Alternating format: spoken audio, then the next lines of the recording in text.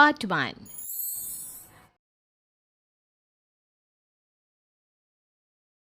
माँ, भाई ने इस लड़की से क्यों शादी की? मुझे ये अधीरा बिल्कुल पसंद नहीं है। बेटी, अब क्या कर सकते हैं।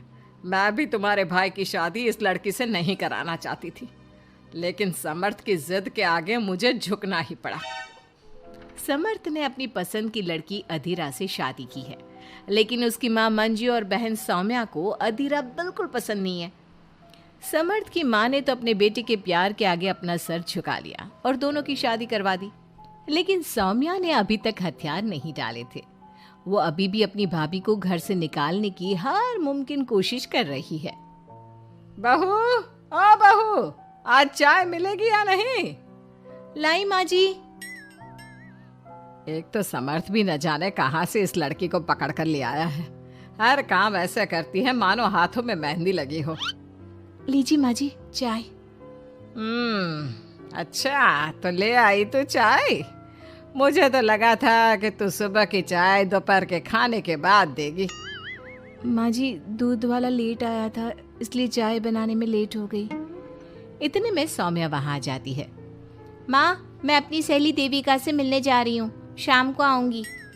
सौम्या, मैंने तुम्हारे लिए नाश्ता बना दिया है, पहले नाश्ता कर लो फिर चली जाना।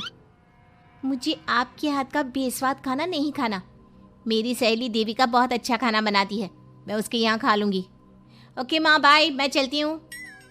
सौम्या के जाने के बाद मंजू अपनी बहू पर चिल्लाते हुए कहती है, बहू, तूने इतनी बुरी चाय बनाई है, इससे अच्छा तो तू जहर पिला देती, कम से कम वो मीठा तो होता। अगर मेरे बस में होता तो चाय की जगह जहर ही दे देती। कुछ कहा तूने? अब नहीं माँ जी, मैं दूसरी चाय बना देती हूँ। रहने दे, मैं जा रही हूँ अपनी बहन के घर।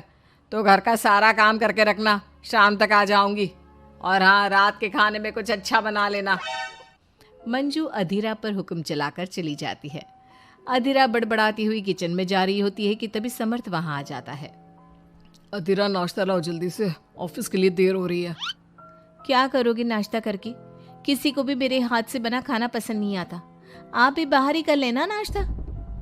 लगता है माँ और सौम्या ने फिर तुमसे कुछ कहा है, तभी तुम्हारा मूड इतना खराब है। तुम माँ और सौम्या की बातों का बुरा मत माना करो। मैंने माँ के खिलाफ जाकर शादी की है ना, इसलिए वो तुमसे कुछ उखड़ी उखड़ी रहती है। लेकिन मुझे पता है, जिस तरह तुमने मेरा दिल जीत लिया, उसी तरह तुम माँ और सौम्या का दिल भी जीत लोगी। बातें बनाना कोई आपसे सीखे। अब आपको ऑफिस के लिए देर नहीं हो रही? हो तो रही है, लेकिन सोच रहा हूँ सौम्या और माँ घर पर नहीं है। तुम दिन भर अकेली घर में क्या करोगी? मैं आज ऑफिस की छुट्टी कर ही लेता हूँ। नहीं नहीं नहीं, मैं घर में अकेली रह सकती हूँ, आप ऑफिस जाओ। चलो जाओ और अपना काम करो।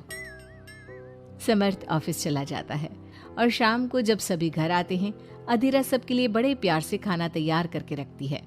सौम्या सबसे पहले किचन में जाती है। अरे वाह, खाने की तो बहुत अच्छी खुशबू आ रही है, लेकिन मुझे इस खाने का मजा किरकिरा करना ही होगा। सौम्या खाने के अंदर बहुत सारी हल्दी डालकर चली जाती है। उसके बाद अधीरा सबके लिए खाना लगाती है, लेकिन किसी को भी खाना अच्छा नहीं लगता। छी भाभी, कितना बुरा खाना बनाया है। इससे अच्छा तो आप हमें मना ही कर देती कि आप खाना बनाएंगी ही नहीं, तो हम बाहर से ही कुछ अच्छा खाकर आ जाते। कम से कम हमारे मुंह का स्वाद तो नहीं बिगड़ता। बहू, तूने हम सबको सुबह बिना खाना खाए निकाल दिया, और अब भी हमें बिना खाना खाए सोना पड़ेगा। क्या करती हो अधीरा? तुम्हें खाना बनाना भी नहीं आता क्या? दिमाग खराब कर दिया। समर्थ गुस्से में वहां से चला जाता है। उसके पीछे पीछे सौम्या भी जाती है। भैया, हमने आपसे कितना मना किया था कि इस लड़की से शादी मत करो मत करो, लेकिन आपने हमारी एक नहीं सुनी।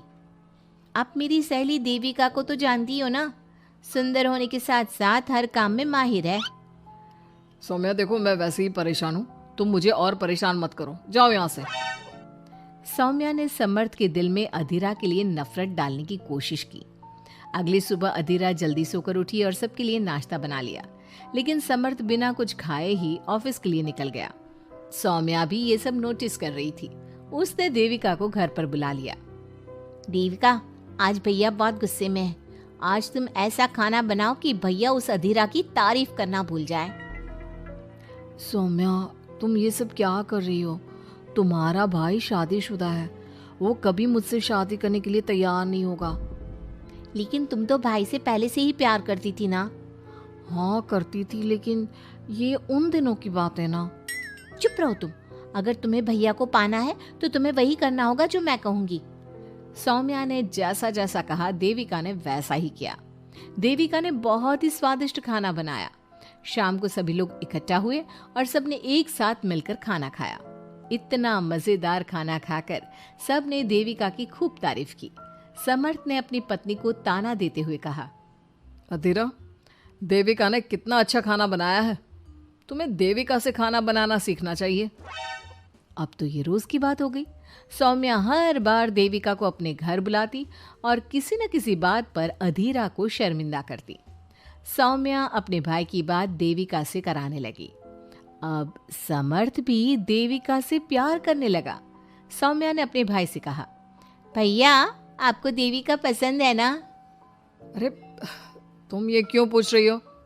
क्योंकि मैं चाहती हूँ कि आप देविका से शादी कर लो।